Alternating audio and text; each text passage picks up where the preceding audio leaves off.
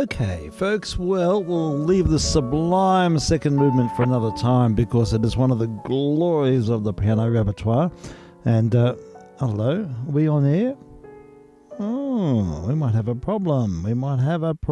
Something's going on here. Something doesn't look right. Oh, you're okay. Oh, why am I... You're on the air. I'm on the air. That's good because my monitor bus is not working for some reason. No, you're fine. Oh, thank you for that. I haven't got any reliable... Oh, dear. I think what I've done... I was moving boxes around today and I think I've inadvertently disconnected something. I feel a bit disconcerted when I can't see all the meters moving, but that's all right. I think, thank you for that validation. I've got the current meter's down, my on-air monitoring's down, but... all is well, 30 over 9. Oh, thank you. How are you, Frank? I'm well, thank you. Just soaked up a bit of sun today and right. Took it a bit easy. Yeah, it's a beautiful day out there. Lovely. I got into shorts and T-shirt. I was hanging around outside for a bit, and then I had to suddenly realised I was procrastinating because I had to do some corrections for school. So easy to think of other things to do, isn't so it? I cleaned the room, and I know. I did all these things. Anything but actually make it start. I know, it starts breaking the ice. Usually once the momentum's created, it's fine. It's just getting to that sort of launch that's right. point, Once you're sort of into the swing of it, I know, and you put the other stuff out of your mind, it sort of works fairly well. It does. Because you get tired. I know, it's so true. Yeah. Anyway. I've had to bring work home sometimes. I used to. Yeah, I tend to work better. I'm not very good at doing sort of extra work at school. I find that I'm too easily distracted. Yeah, I can well understand. And because there's about 10 of us in the staff room all working together, and they're all much younger than me, and it's a great vibe, actually. It's a fabulous vibe. They're all in their 30-somethings, and they're constantly clowning around, and I really enjoy the banter. I enjoy the vibe tremendously. It's one of the things I enjoy most in life, actually. And look, none of them even know I do this. It's like another life. It's like a different field. But the nature of it is that it's very hard to settle into doing any work when everyone's clowning around. Yeah, it's good fun. Yeah. So anyhow, that's the in between classes, of course.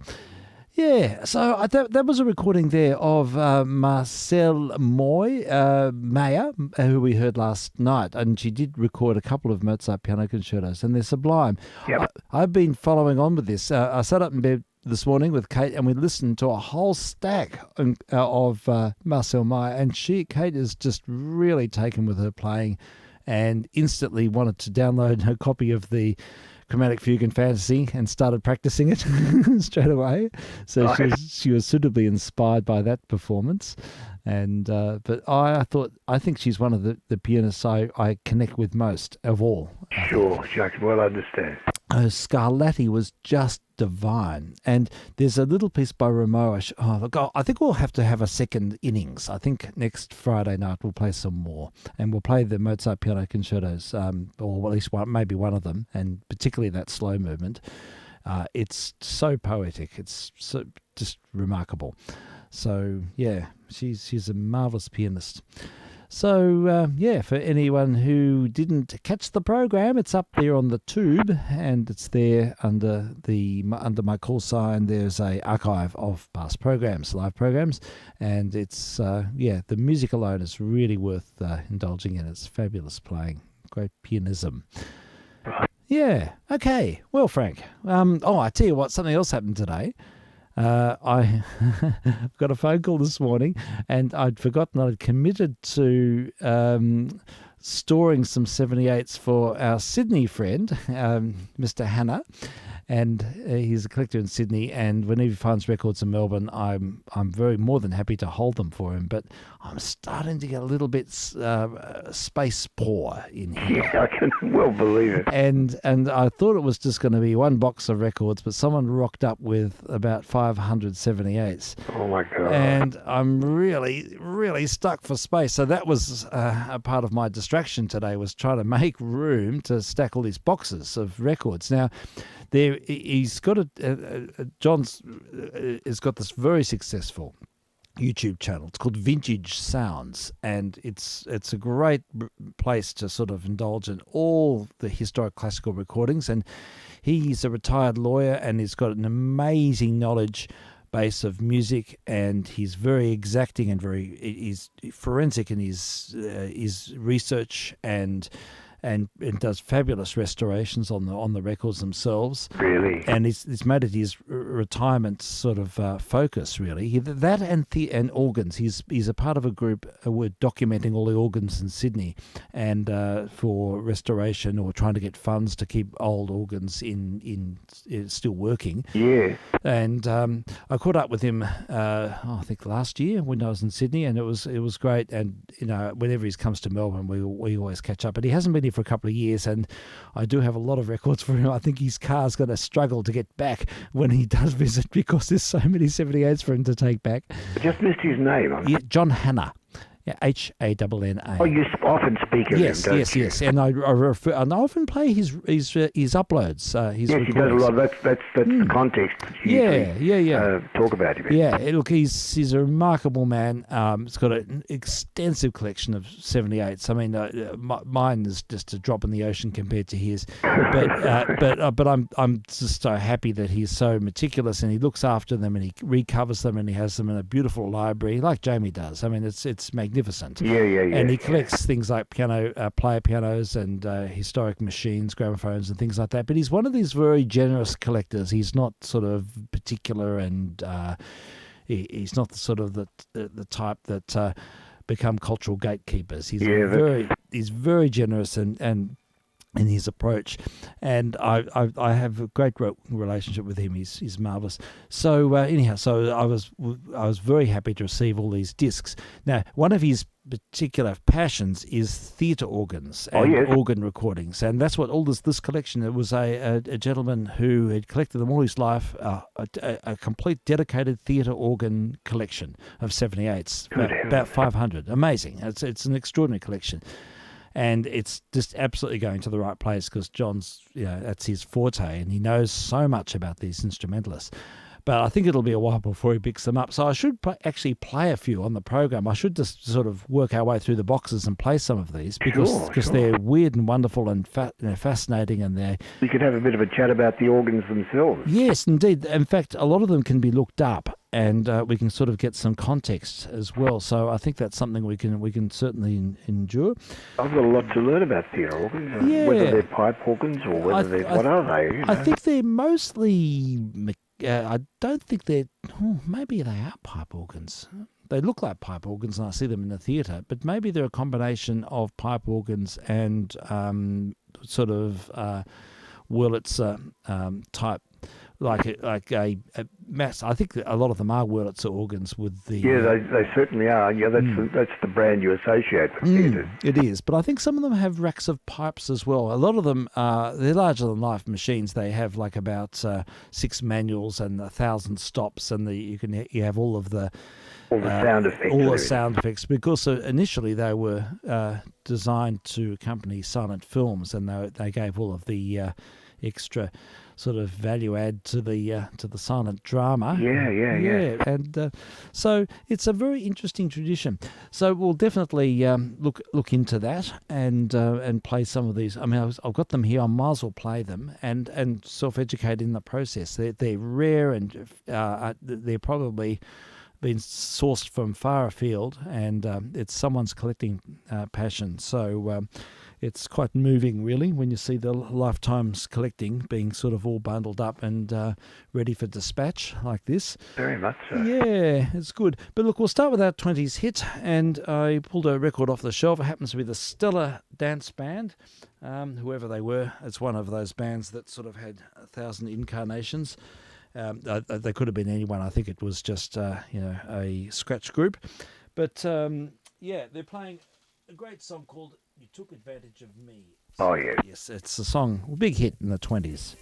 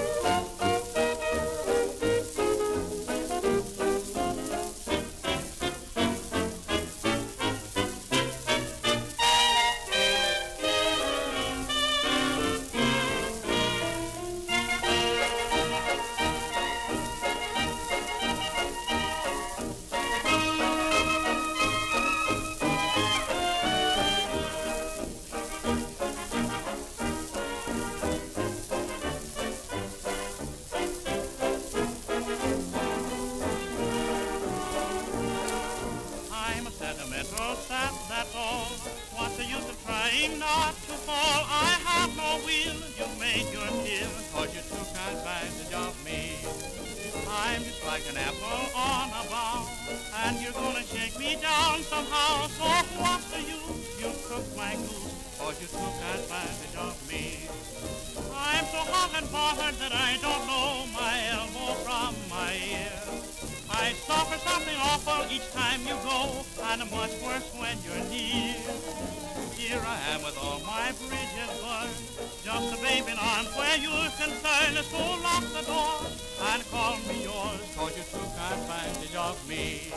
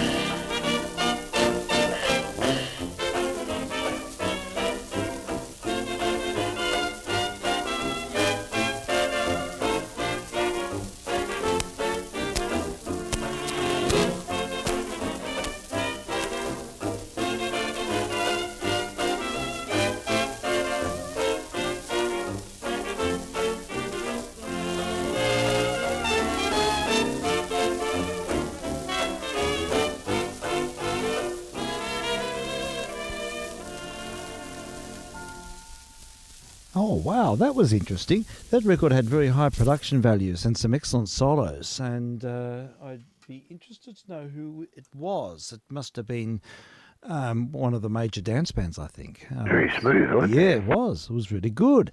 I have to use this as a segue because there is a fabulous recording with Bing, a young Bing Crosby, with the Whiteman Band. But significantly, this record features a chase sequence solo between Bix Beiderbecke and Frankie Trumbauer, where they both react to each other, and it is absolute gold. It's amazing. They are so totally in sync, in lockstep, and it's just a really, really good. It's all within a very stylized setting, but the imagination behind the solos is just tremendous. So, we'll have to hear this version. And same year, 1928. And the Whiteman Band, we will play lots of Paul Whiteman records here because he fostered so much talent. And, we'll hear a young Bing Crosby, and you took advantage of that.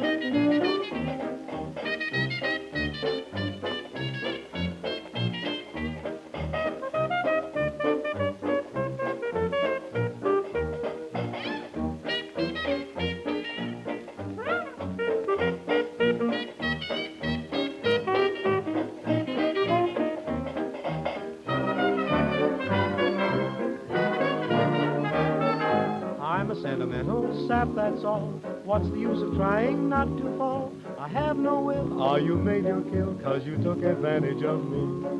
I'm just like an apple on a bough, and you're gonna shake me down somehow. So what's the use? You cooked my goose, 'cause you took advantage of me. I'm so hot and bothered that I don't know my elbow from my ear. Suffer something awful each time you go, much worse when you're near. Here I am with all my bridges burned, just a babe in arms where you're concerned. So lock the doors and call me yours, 'cause you took advantage of me.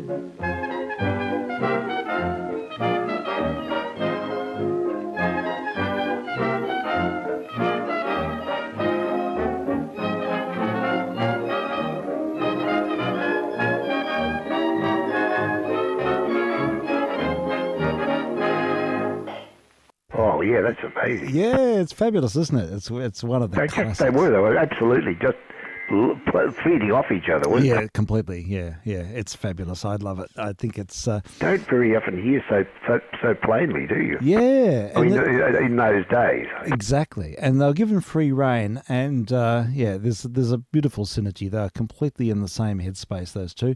And the other thing was being singing. Oh, I know. With her, she had that little swagger in it. Yes, he does. A little kick. I love it. I love that sort of...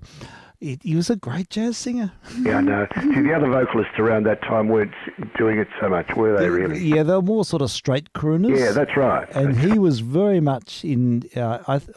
Bing started off as a drummer, so I think his sense of rhythm was always something that's a strong point. So yeah. I think that's something he was able to exploit. But he's got that marvellous sense of rhythm and, of course, a beautiful vocal qualities as well. His young voice, I reckon, was the best ever. Yeah, I agree. I think so. I should go with the trifecta just for the sake of continuity, because there is that exact arrangement still exists. I think I mentioned last week that a lot of Whiteman's arrangements were found in a trunk by Richard Sulhalter in the 70s. Yeah, he found them, and then they've sort of been recapitulated. They've been given a number of people have played them, and it's exactly the same arrangement. It's the same sheet music, and so that track did survive. And here is another group. It's not the new Paul Whiteman Orchestra. It's some other group playing it, and in a public concert, and it just popped up on my YouTube feed, so it's worth hearing. And so just amazed. This is probably something like what the orchestra sounded like in Full Fidelity. Now, I'll be interested to hear what they do when they come to the chase sequence solo, but and who their Bing imitator is. We'll get a sense of that now. Jazz Repertory Company.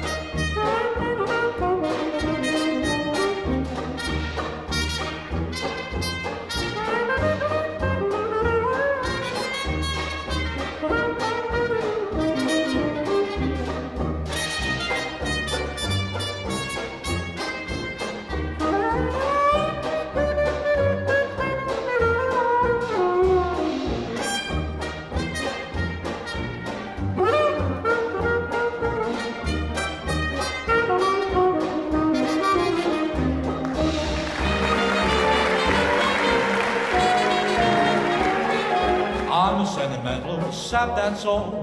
What's the use of trying not to fall? Got no will, you made your kill. You took advantage of me. Now I'm just like an apple on a bough, and you're gonna shake me down somehow. What's the use? You cooked my goose. You took advantage of me. Now I'm so hot and bothered that I don't know my elbows from my ear. I suffer something awful each time you go, and much worse when you're near. Here I am with all my bridges burned, just a babe in arms when you're concerned. So lock the doors and call me yours. You took advantage of me.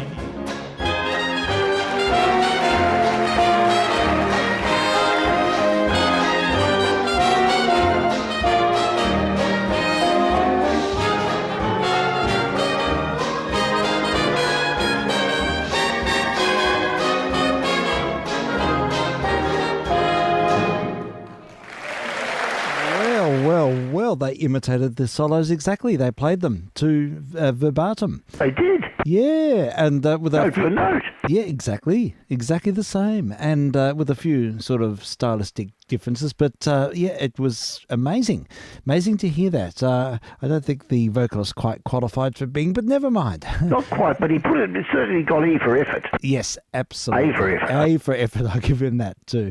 Yeah, but look, it is interesting hearing these in. The exact arrangement. I mean, where we can do that, it's very rare that we can actually source the original arrangements. Most of them were lost to time. And it just so happened there was a big trunk, apparently, with all these Wyman charts from that time. And so it's allowed people to recreate the event. But I found that really interesting to hear. Recorded in the Cadogan Hall in London 9 years ago.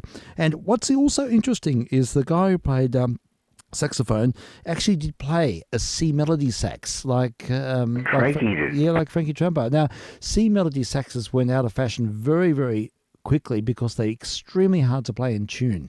The register just didn't work and very well, and you really had to have perfect pitch to play them. And to be able to, because you had to constantly lip up, or they're very idiosyncratic. Oh boy! So, I've got a phone call. I've got to take the call. What I'll do is I'll play another Bing record while I'm just going. I've got my phone on because I'm waiting for insurance companies and things. Let's hear another track from Bing, 1928, and I'll Get By.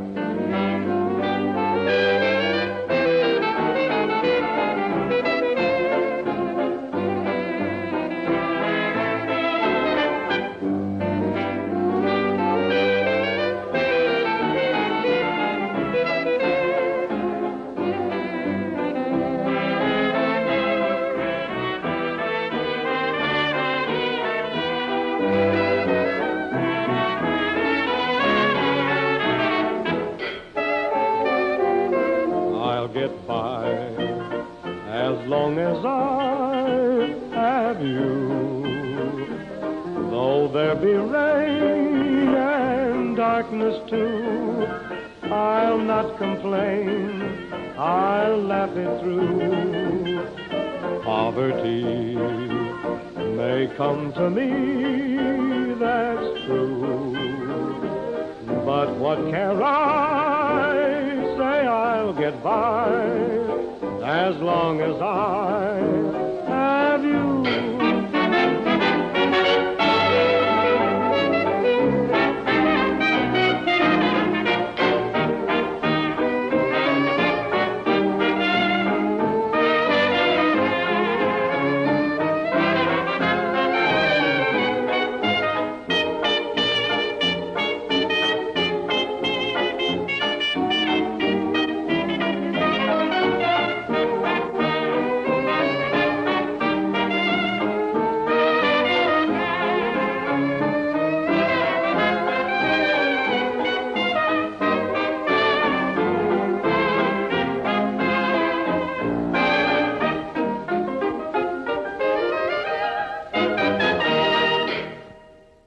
That's a very interesting record because I thought Crosby was contractually obliged to Whiteman exclusively in that period. Yeah. That's 1928. It's pretty early. It's exactly the same time as he recorded the other chart that we just heard a short time ago.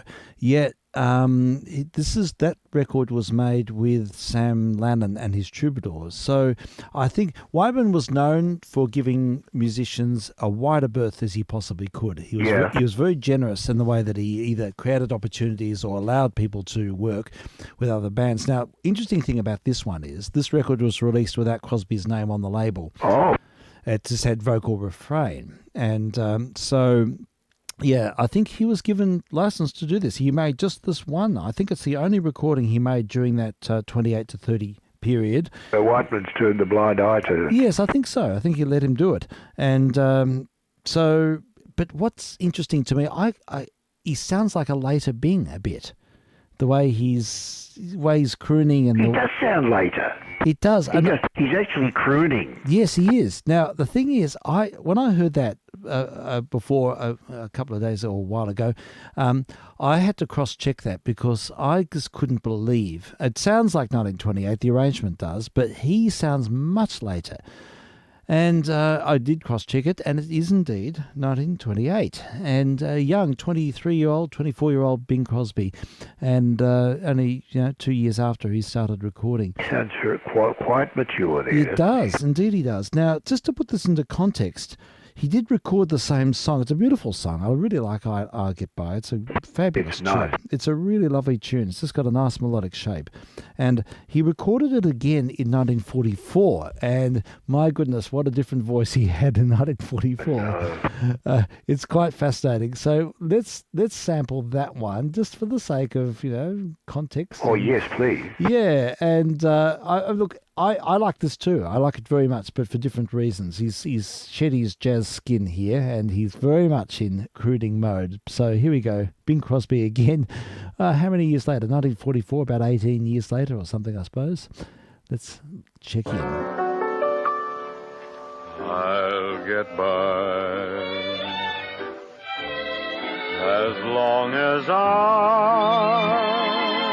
have you.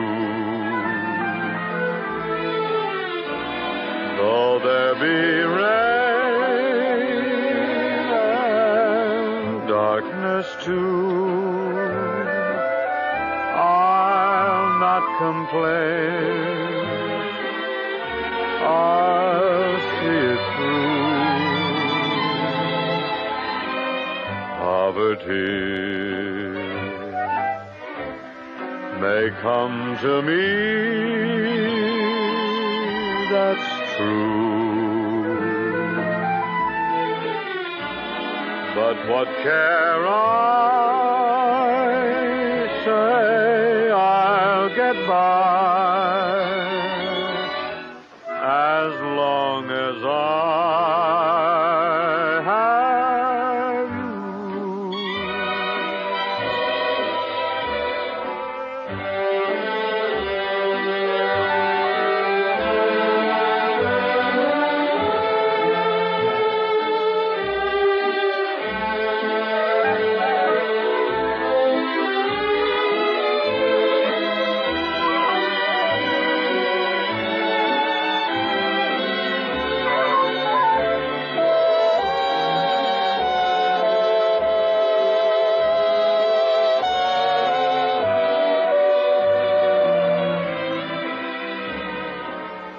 Poverty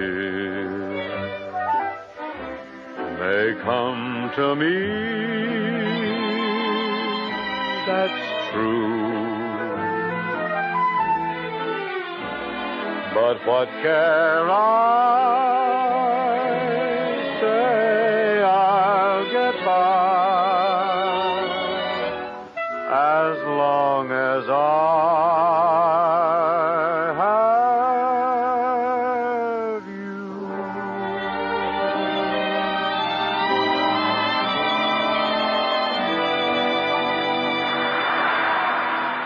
think that must have come straight from the movie, and 1944. And what a difference it is. What a It's difference. gone down several tones. Yes, I think it's all the pipe smoking.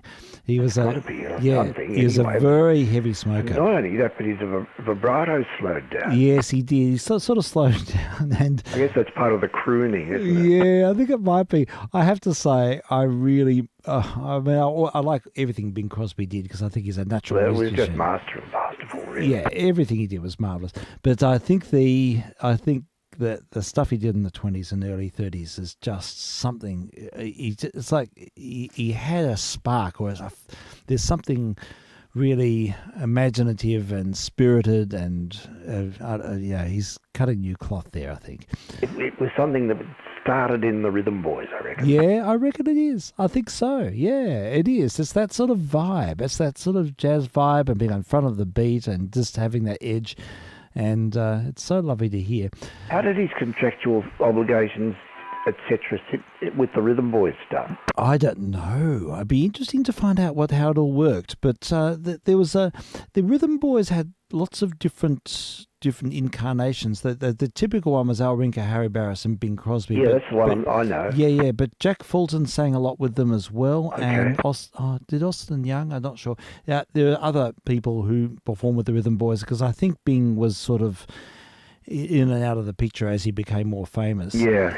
And I know for a fact that in 1930, when they made The King of Jazz, Crosby was in jail and he was bailed out every day. Yeah, that's right. I remember. Yeah. Yeah. So I think he had quite a problem with the drink at the start. I think he had to sort of modify his their social habits a bit.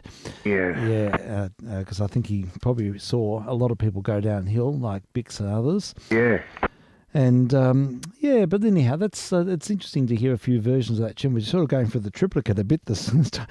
I'd like to play another version of this, but not with Bing. This one with Billie Holiday, because I've been tempted to listen to it, but I thought no, I won't listen to it until we listen to it together. Sure. So I've dialed it up, and I saw it come up on the list, and I thought, well, it'd be lovely to hear this. It's from about the same period as the record we've just heard. It's actually 1941.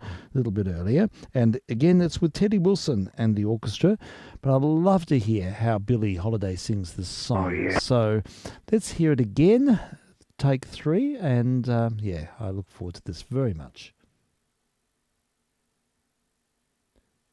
Slow start, folks. It's cueing itself.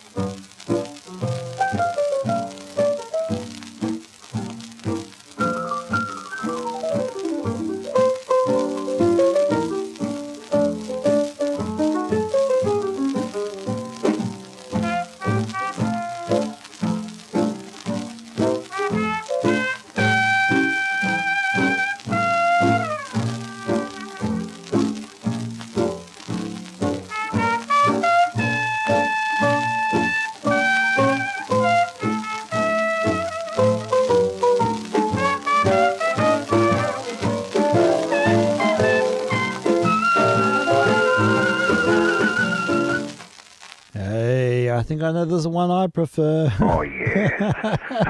Wins by a very big margin. Yes, absolutely. It stands alone. Absolutely amazing.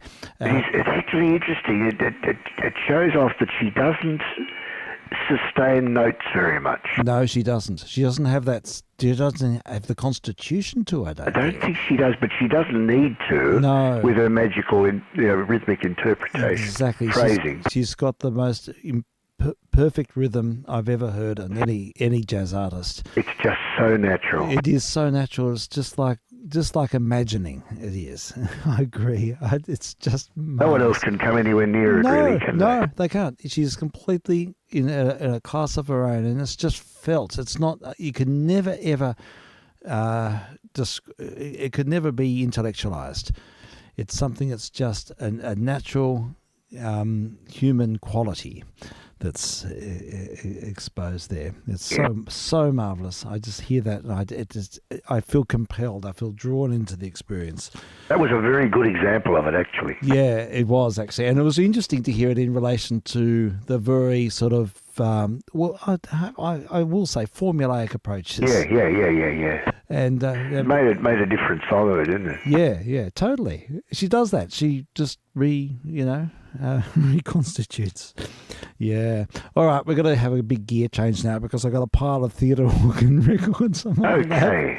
And the first one is, this will be interesting. It says, the good thing about theatre organs is I think people or collectors or people who bought these records were very particular about where they were recorded. And you usually see it on the label, which is unusual because in the 20s and 30s, you didn't get a lot of information on the label. Often it's just with vocal chorus and the name of the band, not even the director of the band often. But when it comes to organs, you get the organist, you get the type of organ. So we've got an organ solo here by Terence Casey, and it says under it in brackets, Wurlitzer organ, in case you didn't know. And at the top, in small print, it's got recorded in the Regent Cinema, Brighton. Oh, there you are. So I've just done a quick check on the Regent Cinema Brighton. Yeah. And not our Brighton, it's Brighton in the UK. UK, of course, yeah. Yeah, Regent Cinema was a cinema in Brighton, England. It was opened by Provincial Cinematograph Theatres on the 27th of July 1921 and was one of that company's first super cinemas. I love it. Super cinemas, it's so of the times. It was demolished, sadly, in 1974, and it's quite a description of its architectural merits. In 1923, the building was expanded with a Georgian restaurant with orchestra, ship cafe, and upstairs dance hall. It's so, of its time. Yeah. In January 29, the cinema was closed for 18 months due to fire damage on the stage. Oh, okay. And in 1967, the ballroom was converted to a bingo hall. Oh, heaven forbid. No. Yeah, cinema closed on the 14th of April 73. Final show being Cabaret. It was demolished in 1974. Now the site being occupied by a department store. Ugh, typical. It's the most impressive theatre. It's a big Art Deco monolith. And anyhow, so we'll hear the organ from that cinema now, a Wurlitzer. And the organist is Terence Casey, and the track is The Policeman's Holiday. This is a laminated Columbia. So, I think I know this. Yeah, Policeman's Holiday. It should sound quite good, hopefully. I haven't checked this turntable just to make sure it's active. The marching side. Okay, all right, we'll find out. We'll get an idea. And here we go, The Policeman's Holiday.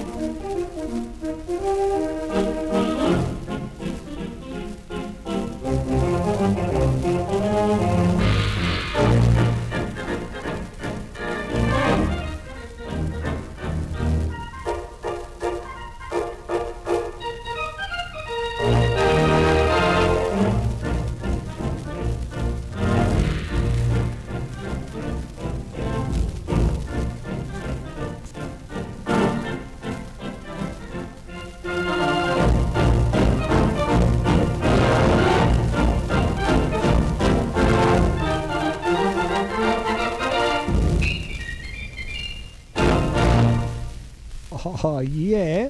It's got lots of, lots of boldness about it. Yeah. I quite like the sound. It's sort of almost a self-caricaturing sort of sound, but you can really emulate, a larger ensemble with just with all the effects and Well, the they're big sounds, aren't big they? voluminous sound. I think it's great. I was just looking up. Thick sounds, Yeah, absolutely. I was looking up Terence Casey, and it says here he was an organist who trained at the London Academy of Music, intending to become a conductor of opera. After some years in church work, he took to cinema organ playing in 1914. Wow. Went to America after the war and returned to play at the Regent Theatre, Brighton, where he remained for 10 years. He has been with Provincial Cinematograph Theatres for 16 years, and in 1937 organist at the Gourmet Palace, Chelsea. There we go. Very good. So that's his background, Mr. Terence Casey. Lots of Terence Casey records here. So They had the organs often in a sort of a well, and they used to be able to propel them upwards to they play them, did. didn't they? They had them on a hydraulic platform. Yes. And they would they'd pop up. That's a pop-up organ. Yeah, pop-up organ. It was a major sort of, it was a part of the whole sort of majesty, the Gothic theatre experience. Oh, yeah. There's lots of these. My God. Oh, here we go. I've got to play this one. This will be fun. I should sample these regularly because they're all really quirky. Here we go. And this one is Bird Songs at Eventide. Oh, lovely. This is Will be marvelous. very nice high register. Oh, yes, it will. At the Tivoli Theatre in London. I'll look it up while we're listening. And on the mighty, it says here on the label, the mighty Wurlitzer organ. Oh, that was a stock in trade phrase, the mighty Wurlitzer. Yes, it was. That's true. It was. It was a part of their whole sort of. Oh, yeah, it's part of the Yeah. mystique. Yeah. The mighty Wurlitzer. Well, we'll hear it now in full force and gusto. And Mr. Terence at the helm.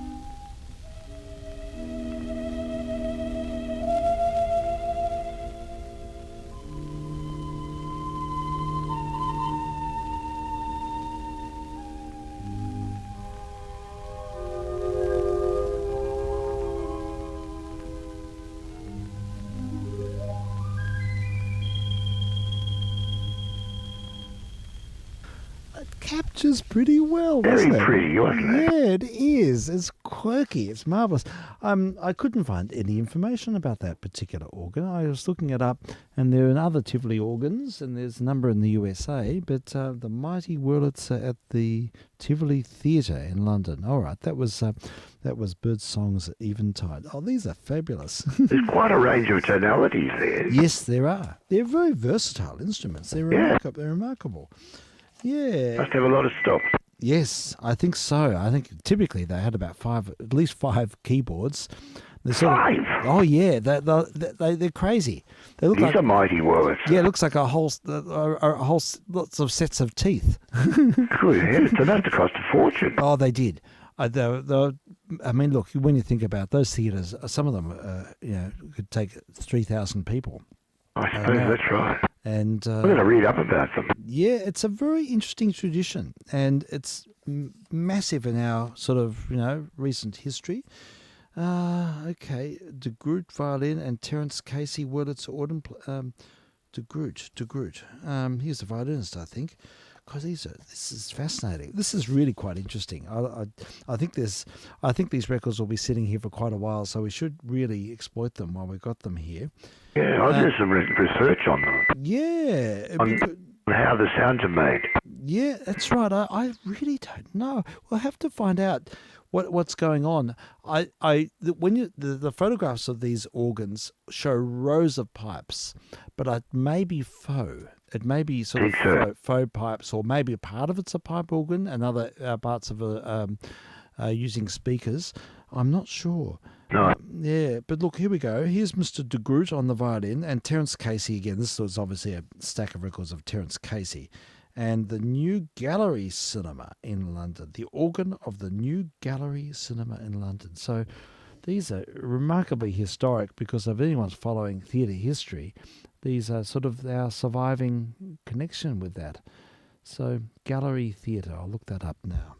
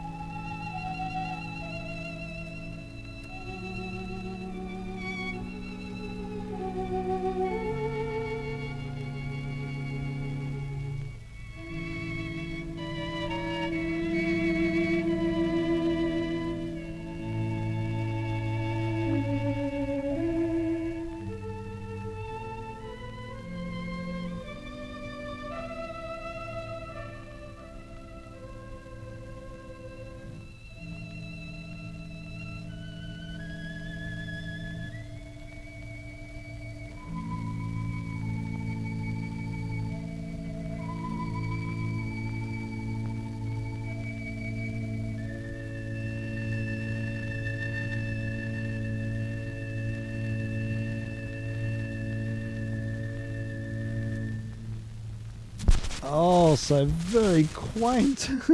I love it. It's just of its time. Fascinating. Well, we heard the new gallery theatre organ in that instance, and it sort of helps to have some context with the stuff because on its own it's sort of a little bit, Yeah. But here we go. It says an important survivor in central London's Regent Street is the new Gallery Cinema, which was originally built in 1888 as an art gallery and then became the new Gallery Restaurant in 1910. And it sort of evolved in 24. It was 25. It became a movie theatre. Opening film was The Lost World. Wow. There's spectacular Greek frieze, 256 feet long, running along the walls, which was the work of artist Gertrude Halsey. So they poured endless money into these Spanish Gothic buildings.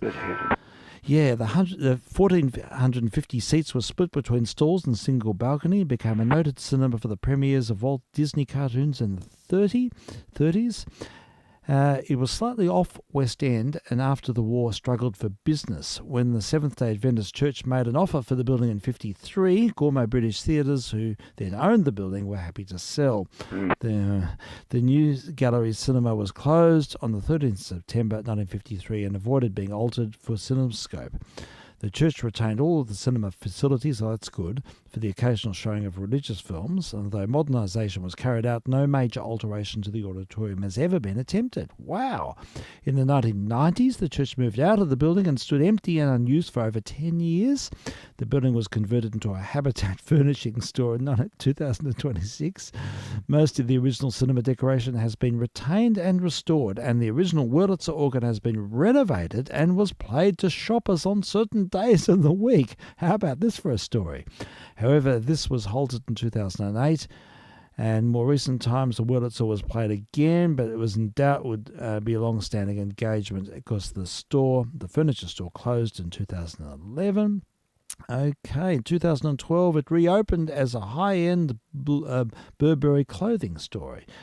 The Burberry store had less clutter than the former Habitat store, which allowed the auditorium to be better viewed.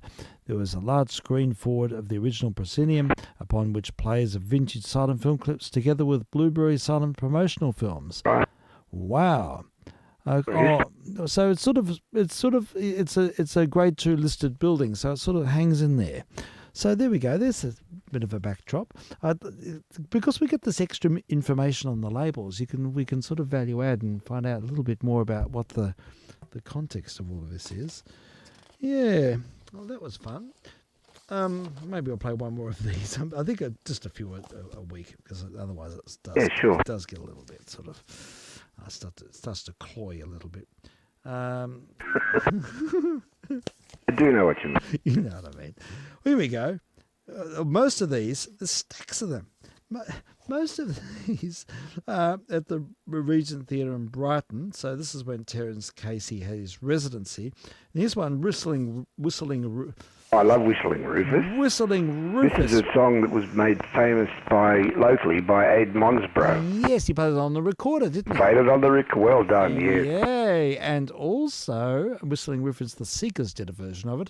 Did? I think, was her name? Judy Durham. Yeah, Judith Durham. Yeah. Yeah.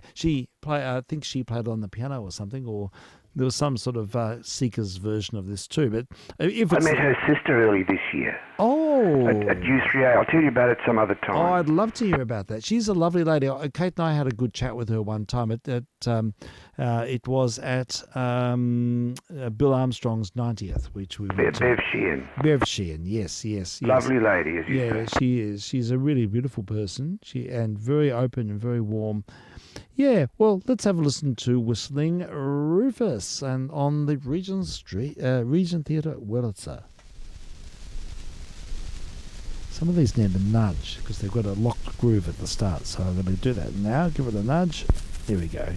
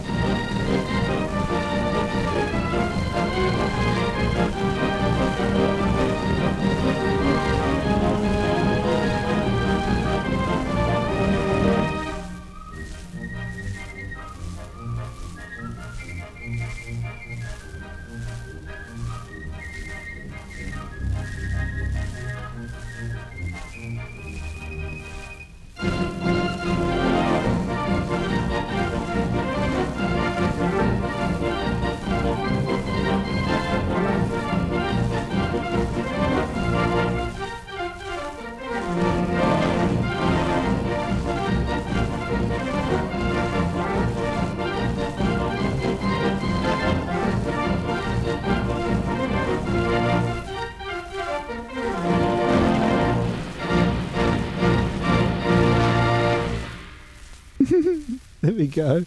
Lovely. Yeah, it was fabulous. I love it. Yes. Rufus is another name for a blackbird or a thrush. I'm not sure. Oh, okay. So it's the Twitters all chime in on this one. Yeah. Yeah, that's good.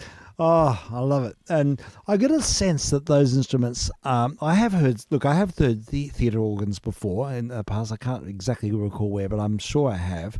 But they're very loud. And in a big cavernous movie theatre with 2,000 people and a loud organ, it would have been a very impressionable experience, I'm sure. Very visceral. It would, yes, I'm sure you're right. And I think there's a lot of subtone there that's probably not captured on the recording, but I think it probably comes through as it really has that effect of almost pressurising the room, if you know what I mean. Yeah, no, I know what you mean. Yeah. Anyhow, I think I'll play a couple more whistling Rufuses. I've got the Judith Durham one lined up, and then I've got Aid Monsborough after that. So, excellent. yay, let's have a listen to the Seekers. I think this is from one of their London performances in 1966, and Ethel Guy is going to tell us about it all. He longs to find one special composition which conveys his or her own personality. And we each look for an opportunity to express ourselves. Miss Durham has been fortunate enough to find such a composition. It is now our pleasure and hers to present this artistically gratifying recital.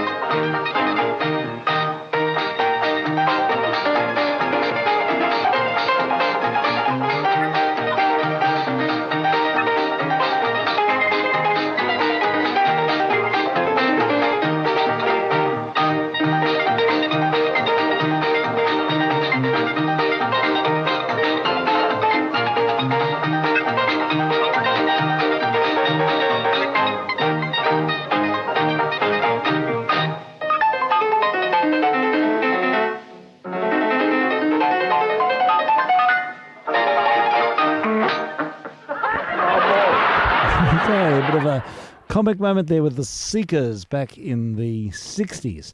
And Judith Durham's such a natural musician. She doesn't even look at the keys when she's playing. She's got an ear-to-ear smile. That's great playing. Yeah, she's a very gifted musician. She could just rock it on the piano.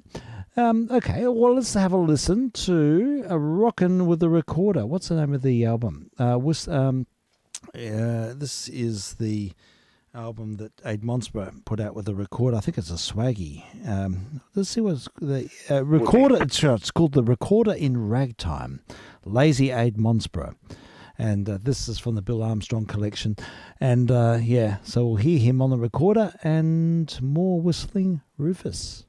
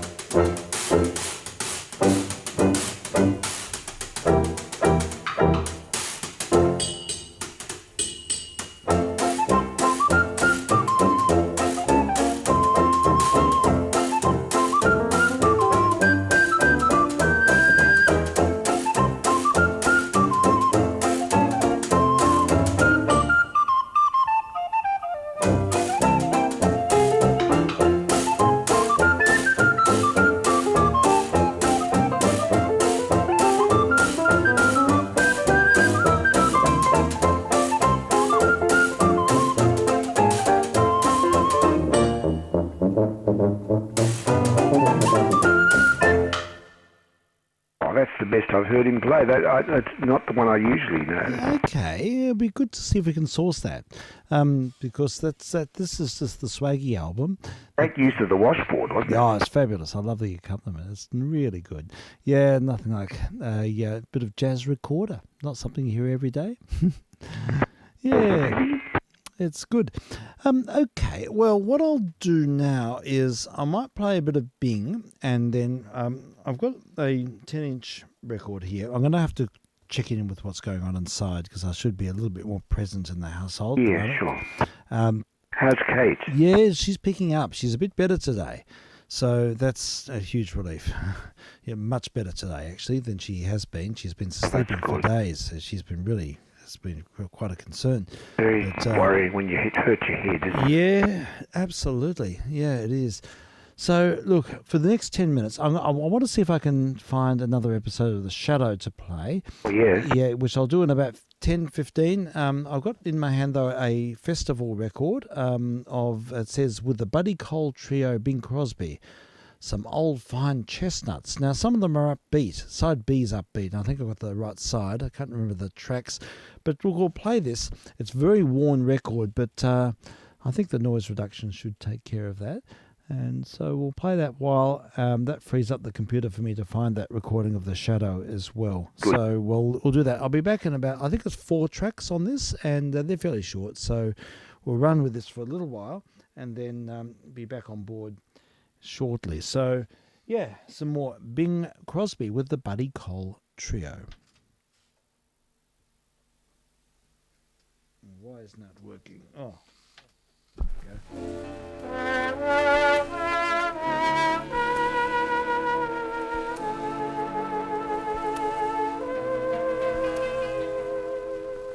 I love your loving arms. They hold a world of charms, a place to nestle when I am lonely. I'm lonely. A cozy Morris chair. Oh, what a happy pair.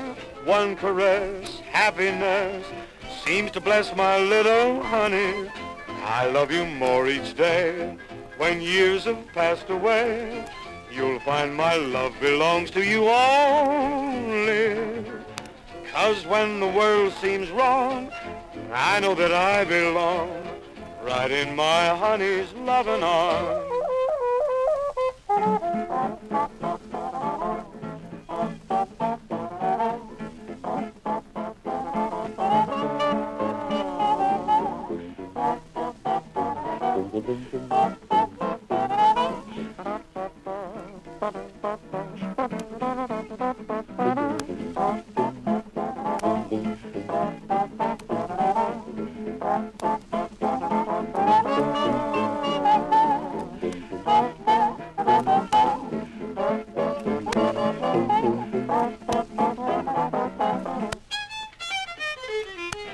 I love your loving arms that seem to hold a world of charms, a place to nestle when I am lonely.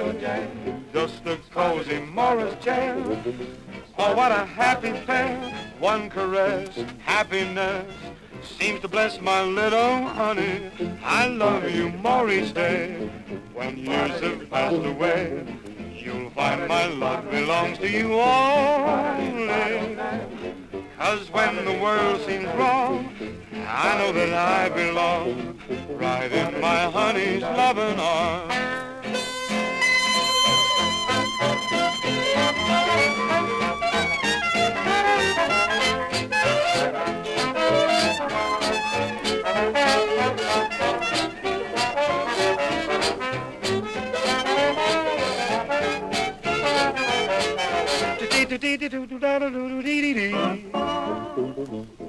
Oh,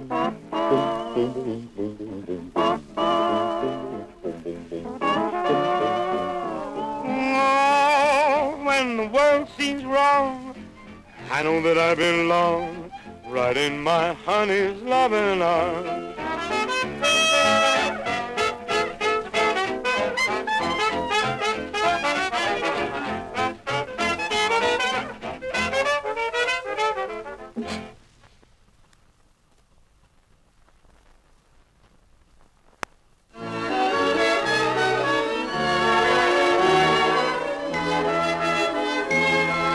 Oh, please, lend your little ear to my pleas.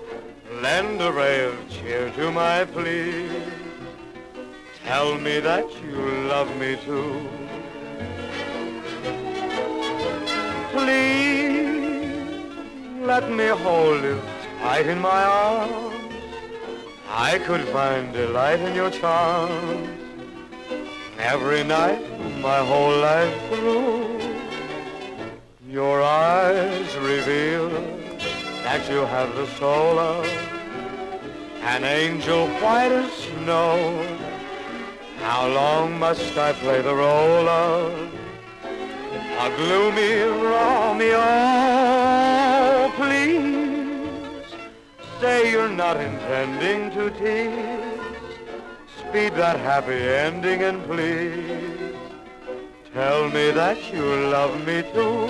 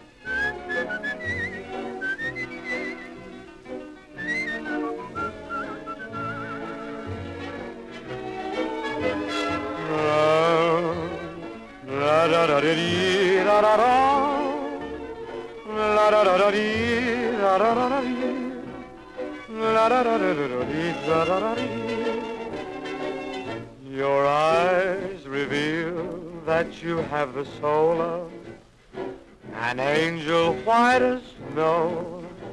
How long must I play the role of a gloomy Romeo? Please, say you're not intending to tease. Speed that happy ending and please tell me that you love me too.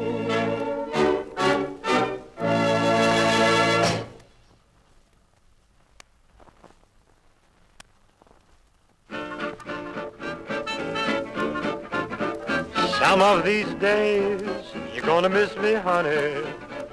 Some of these days you're gonna be so lonely. You'll miss my hugging, gonna miss my kissing.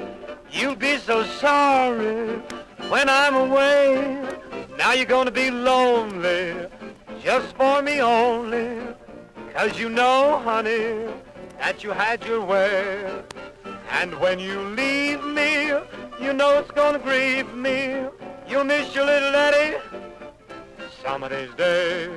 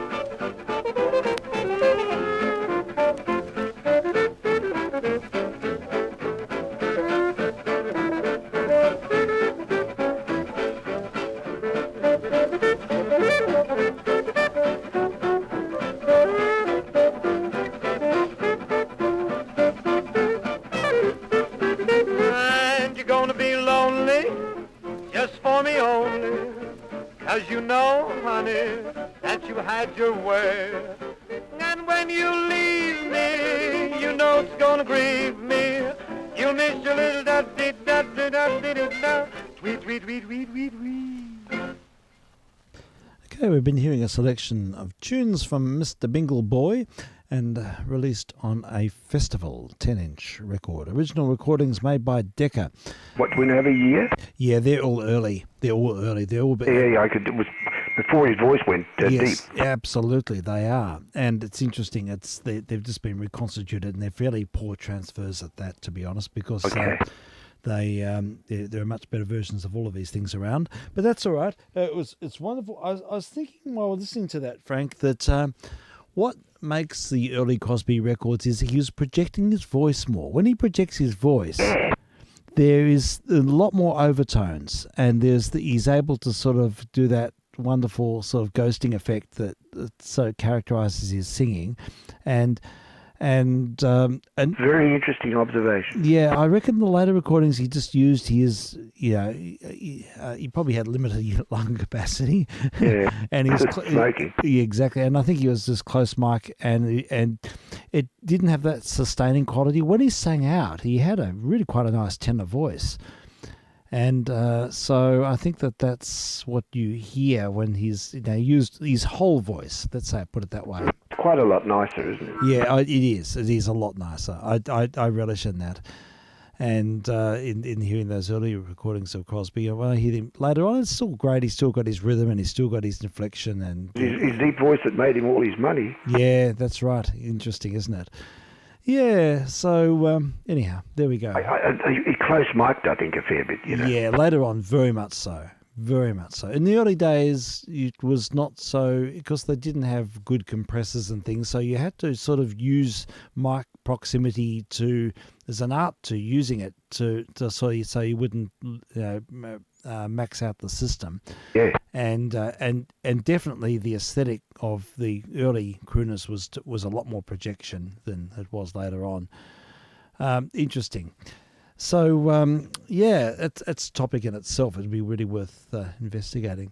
Anyhow, yeah. So look, I'm off to a photography fair tomorrow afternoon, but I should be back. I should be back by 5. And so, yeah, we'll continue. I'd like to play those Morse code recordings tomorrow. So please remind... Look, I'm having people to afternoon tea. Oh, yeah. I think I might have mentioned that. I think you might have too. To Leighton's birthday. Oh, yes, of course. You did say that. Yes, indeed. Okay. So it's a question of when we finish. Yeah. I'll certainly be finished by the time... in order to come on. Yeah. It could be a bit late. That's okay. That's absolutely fine. Now, I should be around for emissions tomorrow. I'm sort of looking forward to grounding myself and doing all this. And so we'll work towards that. And if you're there, you're there. If you're not, I totally understand. Yep. And following week should be okay. I think Friday's all right. Then I think we're okay for the medium term anyhow. I think I am too. Yeah, so that sounds good. So thank you, Frank. Thank you for sharing in all of this. It's been a lovely journey, as always. Well, as always. Yeah, and we'll finish now with a Shadow episode in Australia. Good evening to the listener. Keep listening for the Shadow. Yes, do that. Yes. We'll talk soon, and good listening. Absolutely, Frank. Thank you so much. All right, here we go. We're going to play... 3JR is clear. Yeah, and vk3sl likewise. And we're going to finish with Out of This World is the name of this episode of the show. Yeah, tune in.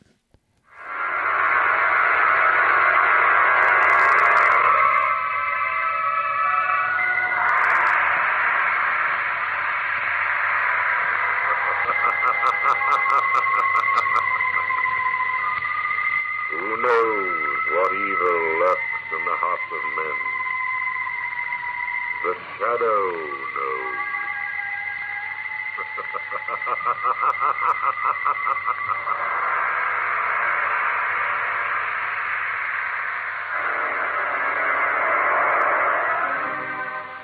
Once again, we bring you the thrilling adventures of The Shadow, the hard and relentless fight of one man against the forces of evil.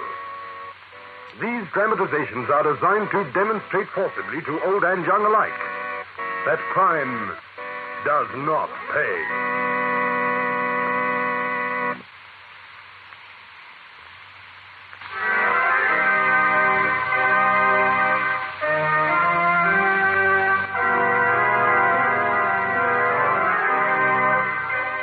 The shadow who aids the forces of law and order is in reality Lamont Cranston, wealthy young man of our town. Several years ago in the Orient, Cranston learnt a strange and mysterious secret.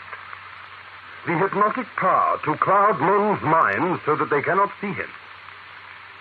Cranston's friend and companion, the lovely Margot Lane, is the only person who knows to whom the voice of the invisible shadow belongs. Today we feature the shadow in an adventure out of this world.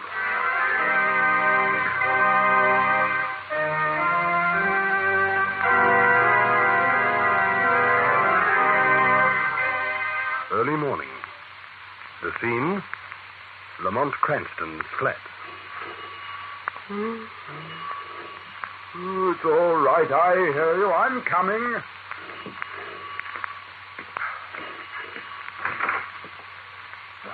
Commissioner Weston. Good morning, Cranston.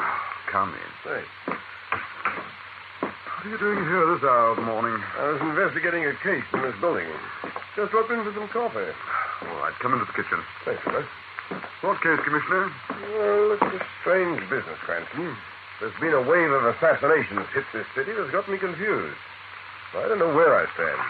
Assassination? I haven't heard about any murders lately. Well, we've been keeping them hushed up. We've found 5 men murdered in the last 2 weeks. Each murder looks exactly like suicide. Except for one thing. What? On the palm of each dead man, we found a curious mark. A circle with a small cross under it, in some kind of purple ink. Oh, by the way, do you know a Lester Smith on the 5th floor? He's the latest victim. No, I don't. Circle and cross. Where's the cup? Oh, in the cupboard over there. Oh, thanks. Almost been burning me to drink. And, where's the milk? Just open the service door there. Those are morning papers are left outside. Good. Hey, Cranston, what kind of paper do you subscribe to anyway? The Globe? Why? No, not the Globe, this other one. The one printed in purple ink on grey paper. I thought it was an advertising circular at first. Grey paper? Here, let me have a look at that. Yeah, it was lying underneath the Globe. I've never subscribed to anything like this, Commissioner. Well, I've never seen a paper like that before. Seems to recall the rune. Exactly. And do you notice the date on top of it? 33rd lustrum in the 9th sequence of the 6th epoch. What's that supposed to mean? I don't know. The turbitality enemy of Arch Ascension Master, been known as Fraser Blackburn, was yesterday aided to new life. Is that English? The kind of English. The kind futuristic writers claim our descendants will speak in a few centuries. Well, if this isn't the weirdest thing I've ever come across. A moment, Commissioner. Huh? Oh, good morning, my dear Mr. Cranston. Oh, good morning. Apparently you know my name. Oh, yes, Mr. Cranston. I like to know my neighbors. My name is Bland. I am very much afraid you have my morning paper there, Mr. Cranston. Is this your paper? Look here, Mr. Bland, what's it all about? We're trying to make sense out of it. It's really quite a simple matter. I happen to belong to a lodge. This is our news bulletin. We write in such odd fashion merely to be different. Ah, I see. Hey, well, here's your paper, Mr. Bland, only I don't see how anybody can understand it. Oh, it makes a great deal of sense for those who know how to read. Good morning, gentlemen. Commissioner, did you happen to see inside his flat? No, I was concentrating on the paper. It was weird. From what I could see, the furniture and decorations were something definitely not of this world. Now, Cranston, I tell you, I caught a glimpse of photographs on the wall. Hey, look out, the coffee's boiled. And those photographs could not have been taken anywhere on this earth. Now, forget about it, Cranston. And you heard that music, didn't you? That weird, unearthly, inhuman music. Oh, it's probably all something to do with his lodge, Cranston. Now, don't let your imagination run away with you. There's your phone. All right, probably the department. They know I'm here. Oh, go ahead, Commissioner. Hello, this is Weston. What? Not again. All right, I'll be right over there. You want to exercise your imagination on something real, Cranston? Well, get your clothes on and come with me. There's just been another of those assassinations.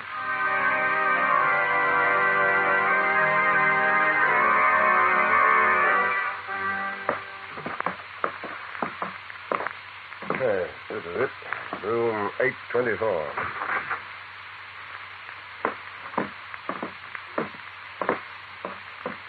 Good morning, Commissioner. Hello, Shaughnessy.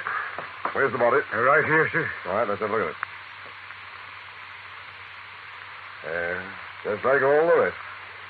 Seems like a bona fide suicide, doesn't it? Yes, it certainly does, Commissioner. Pistol in the right hand, wound in the right temple. Powder burns and everything. Well, I'd believe it was suicide, O'Shaughnessy. It wasn't for that mark on his palm. Here. You see questions? Yes. A circle with a small red cross under it. Commissioner, I was thinking. Perhaps all those other men and Mr. Blackburn here belong to a suicide club or something. Now, wait a minute. What did you say his name was? Blackburn. Fraser Blackburn. Fraser Blackburn. What's wrong with you? Commissioner, don't you remember? In Bland's paper this morning? Oh, that mumbo-jumbo rag? Well, what about it? That item about Fraser Blackburn being aided to a new life. Oh, yes, I say that's right. This is something we've got to find out about, Commissioner. No. Wait a minute, Cranston. Now, don't go off to the tangent. That item might have meant that Fraser Blackburn was promoted to a fancy rank in his lodge. Perhaps it could, but then again, perhaps it meant murder.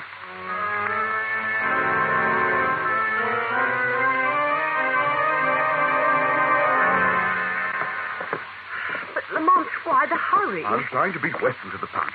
I want to ask Bland a few questions before Weston sees him. Why did you bring me back with you? First, tell me what you think of my story, Margot. It's too fantastic, Lamont. Commissioner Weston was right. You are going off into a tangent.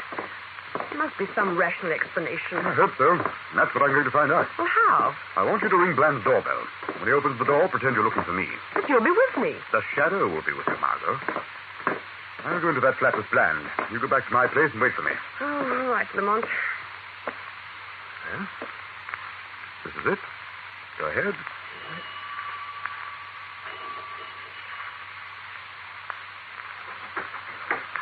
Yes. What is it, please? Oh, excuse me. Is Mr. Cranston here? I'm very sorry. You have the wrong flat. Mr. Cranston lives next door. Oh, thank you. Not at all, my dear. Good morning. Very strange. I had not... Who's in here? Who laughed? It is the shadow, Bland. The shadow? Oh, yes, I've heard of you. They say no man can see you. Evidently, that is true. I've been expecting you. What are you doing at that instrument panel? You shall soon see, Shadow. We can discuss our visit while my machines operate. Operate? I must have Darden on you, my dear Shadow. I cannot permit your invisibility to handicap me. I must know with whom I am dealing. No man knows the shadow. But my machines will. And they will tell me. Listen. Position of subject north 2509. Iometric. Height of subject third group. Weight in second calibration. Anatomic analysis shows unilateral development to the right. Variation in bone and muscle in proportion of 1 to 1.003. Magnificent, eh? In another 2 minutes, we'll have you indexed, x-rayed, and photographed. Subject human temperature Fahrenheit 78.6. Exit the shadow.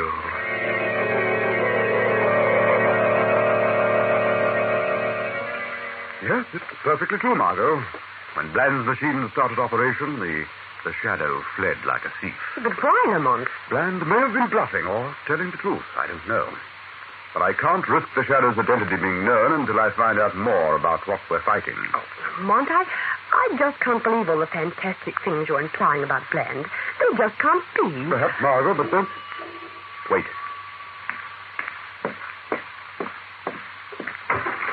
Ah, Mr. Cranston, greetings. May I enter, please? Yes, come in, Bland. We were just talking about you. How very odd. I was just talking about you, Mr. Cranston. I have very bad news for you and the young lady. Our chief is displeased with you. What do you mean? Our chief is quite angry. Jupiter, I have never heard him so angry. The young lady should never have brought the shadow into my house. What's that? We know you and the young lady, Miss Blaine, is it not? Are friends of the shadow. Analysis of our historical tabulators has shown you have invariably brought the shadow into cases in which you are involved. Go on. It was a serious mistake so far as we're concerned, Mr. Cranston. We don't like it. Who are you? I see no harm in telling you in view of what will shortly take place. Listen carefully, my friends, and try to understand. We are not of your world. Where we are from does not matter. We are not of your world. We look human. We play the role of human, but we are not of your breed. You sound like some kind of organization. How many are you? Perhaps 3 million to date. Yes, we are an organization. A secret one, you might say, but we have discovered the best way to keep a secret is not to have one. We come out into the open, my friends. We live with you and work with you. While you ignore us with frank, smug innocence, we, who appear to be your friends, your brothers, your fellow men, are preparing to take your world away from you. And those assassinations? You deduce that from our paper, eh? Most unfortunate that it fell into your hands. Unfortunate for you. Yes. As the years pass, too many humans like you begin to ask embarrassing questions. Some we put off with reasonable explanations. Others, like yourself, must be answered more strictly. Like Fraser Blackburn. And you're so sure of yourself that you're warning me. Merely so that you will accept your fate gracefully, my friends. So that you will not put us to the bother of pursuing you. You are surrounded by us. You do not know which of your friends, your enemies, your acquaintances, your neighbors may be one of us. The chief is displeased and instructs me to end your curiosity. That means, as sure as this earth of yours will be ours, you will be dead in 1 hour.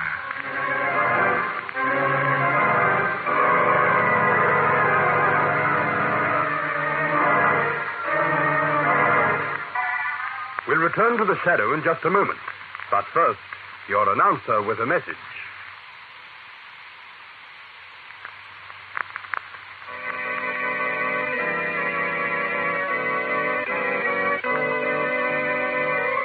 And now, back to the shadow. Lamont and Margot have just come out of his apartment building.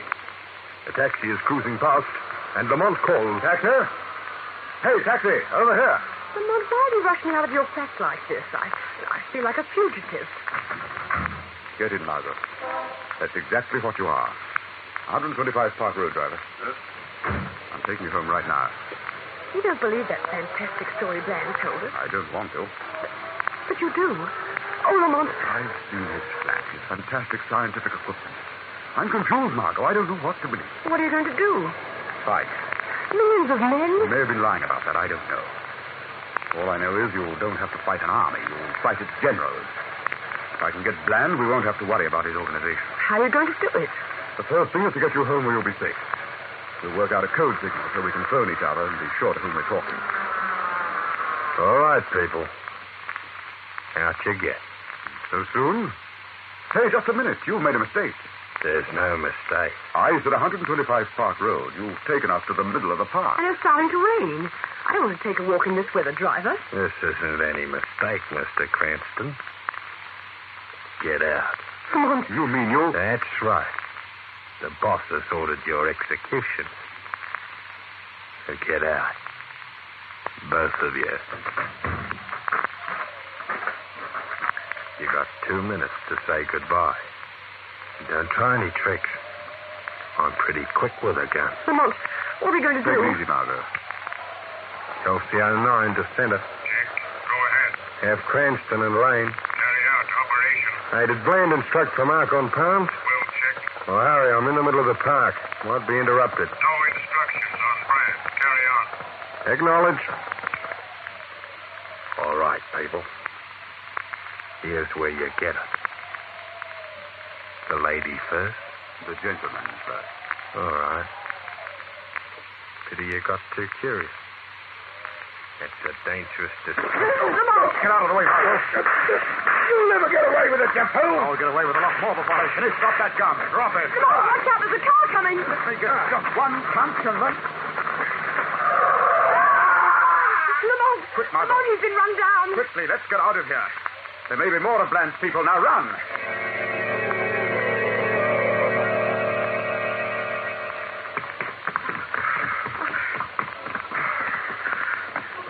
Here's police headquarters now. We'll be safe and flying now quickly. This is much better. Oh, I'll still best of all in Commissioner Weston's office. Mr. Cranston!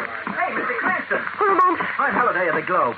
Don't you live in the building where they found that assassination case this morning? Oh. Well, what about it? Oh, care to give us some information?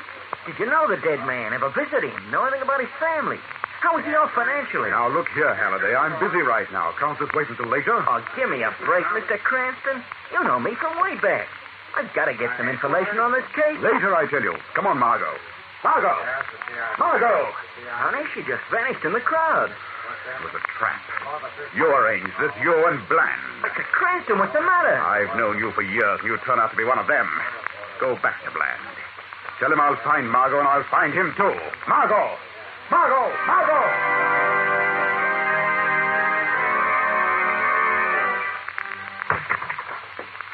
Hey, what in blazes do you... Oh, it's you, Cranston. Has Margot been in here? Miss Lane? No. What's up, Cranston? Bland's got hold of her. Bland? You mean that hocus-pocus character? He's something a lot worse than that. Come along, Commissioner. We've got to get to his flat. Cranston, now, for the love of heaven, wait a There's minute. a chance Margot may be there. Cranston, please don't rush me this way. What on earth has got you so excited? Nothing much. Nothing but kidnapping, mass murder, invasion, death and destruction. Hardly anything at all. Come along, Commissioner. I'll explain on the way to Bland's.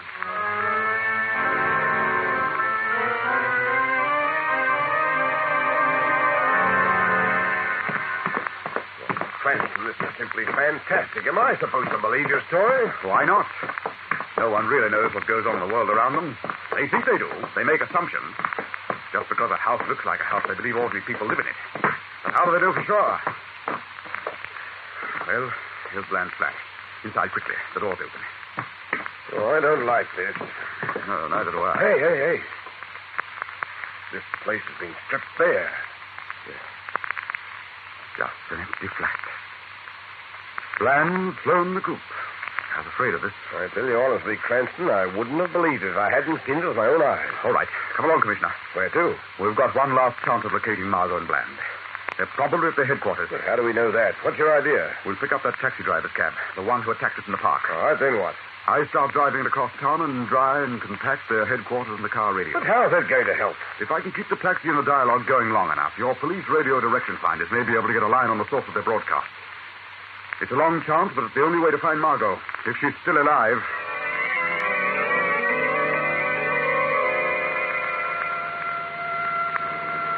All right, Cranston, I've got you a police escort. I'm going to let this cab fly out, rain and all. Direction finders ready? Yep. Go ahead with the radio. Pray for me, Commissioner. I'm too busy worrying about my own skin. These streets are like glass. Chelsea 09 reporting. Continue.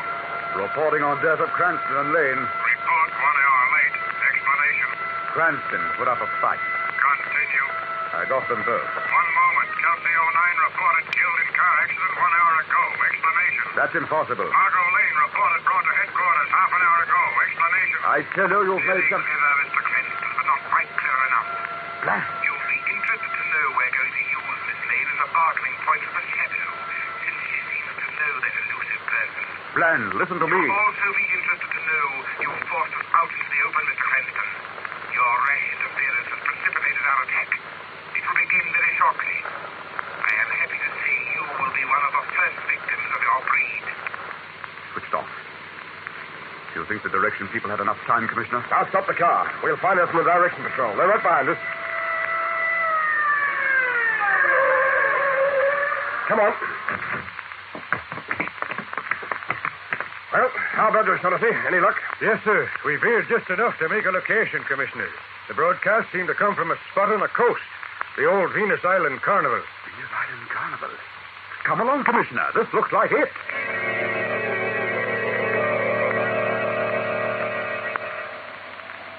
Cranston! Cranston! Hey, Cranston! Over here. Where? Oh. Well, did you find anything? No, not yet. You know, this storm's getting worse. It's exposed out here. An empty summer carnival doesn't offer too much cover. Wait, Commissioner. Well, let's stop this wild goose chase. The direction squad must have miscalculated. Glad I didn't order the special riot detachment down here. It's not a wild goose chase. You'd better get to a phone and call your patrol cars. What do you mean? Look down towards the shore. That old freak exhibit. The men from Venus. You see it? Yes. And that mark on the sign, it's a circle with a cross under it. Yes. That's the astrological symbol of the planet Venus. It's the mark we found on the palms of those dead men. Send out that call for your cars, Commissioner. This is what we're looking for. You can see fresh tracks in the muddy ground leading into the place. All right, you wait here, Cranston. I'll be back in about 5 minutes. I'm afraid I can't, Commissioner. Because in 1 minute, Mr. Bland and Company is going to receive a visit from the Shadow.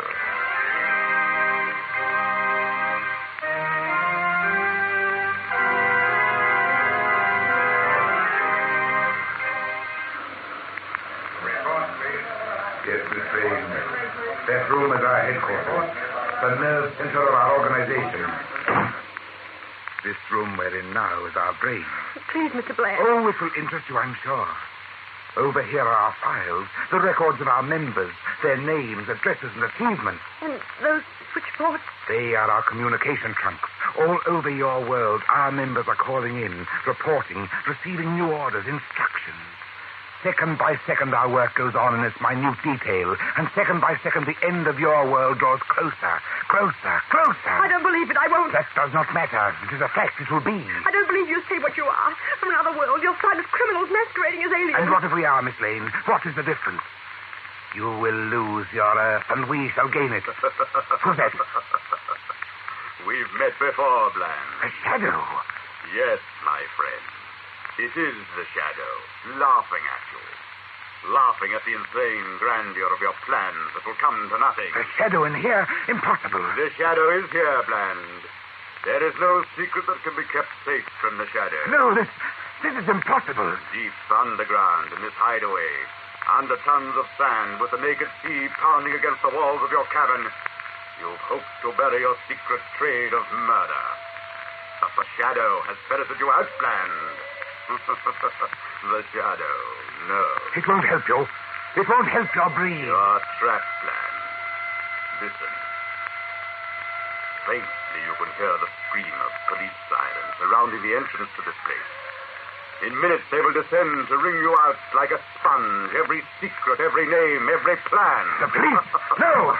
Don't move, Bland. I have moved as far as I need. You see this switch, Shadow? Look well with your invisible eyes. There are explosives set in the outer walls that keep back the sea. When those walls are broken, the sea will come in here. You will learn nothing from us, nothing. You would murder all those people or beings in the other room? Why not? They are merely pawns. I have my own way out of here. And once I am out, I can build another organization. Get away from that switchboard. Too late. I have thrown the switch. Listen. There go the charges in the outer walls. The sea will be in here soon. Oh. Quick, Margot. Out. Take my hand. Yes. Run, Margot, run! You have won for the moment, Shadow, but it is only a delay. We will be back.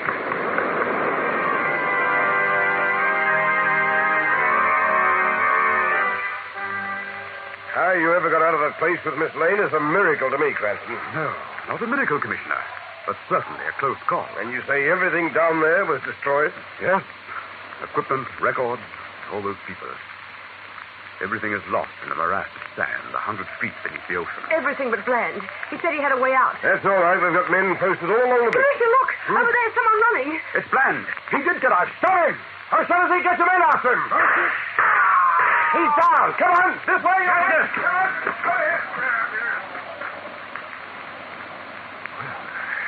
That's the end of Bland. No matter what he was, he died like a man. But Lamont, which was he? A man or what he claimed? Margot, I really don't know. We have no way of disproving anything he said. But if he was telling the truth, there are many more like him still on Earth. It doesn't matter. Without leadership, they'll collapse. Just a little vigilance will be enough to keep them in check. But we've got to be vigilant. We've got to walk with care, act with caution.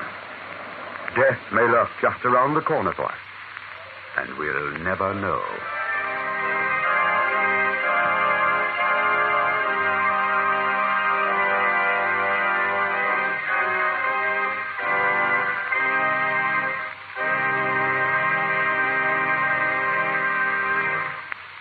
moment, I'll return with further news of the Shadow.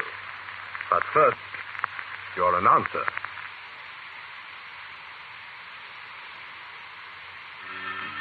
You have been listening to the thrilling adventures of the Shadow, one man's relentless fight against the forces of evil. This feature was devised to demonstrate to old and young alike that crime does not pay.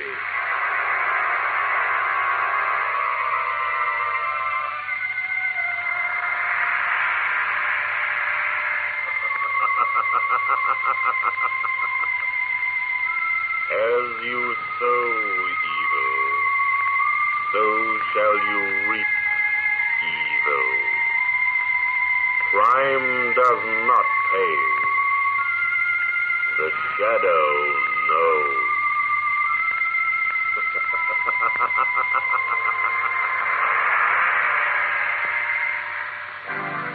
The Shadow was produced by Reg Johnston of Grace Gibson Radio Productions, a masterpiece of suspense.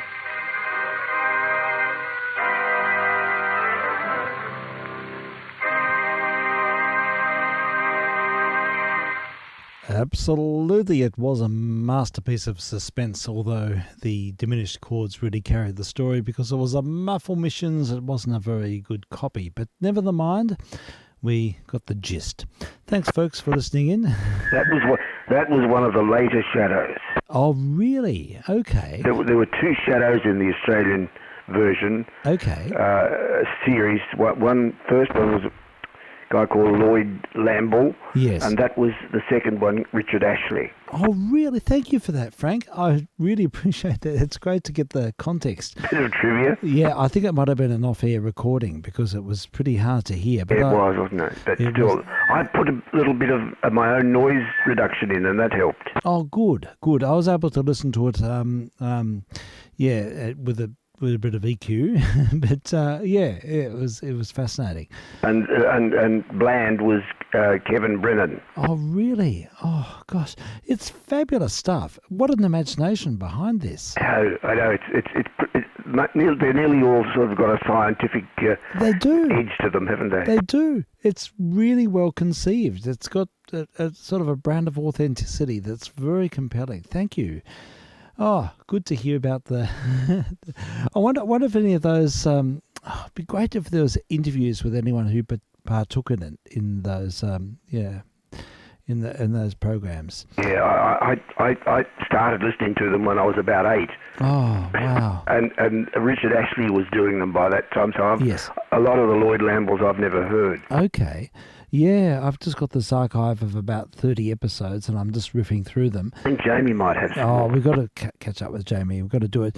It's, we'll make that happen. Must call him. Yeah, we must. We'll just have to, as soon as everything's clear and feeling You've better, had an enormous number of things to cope with, Steve. There's been a lot of obstacles, but we'll catch up and we'll flesh out the Shadow picture comprehensively. Yeah. Yay. All right. Thank you for that, Frank. And we'll look forward to your company tomorrow. It'll be good to catch up. Likewise, Steve. More Take music. care. Okay. Cheers for now. I'm vk3sl.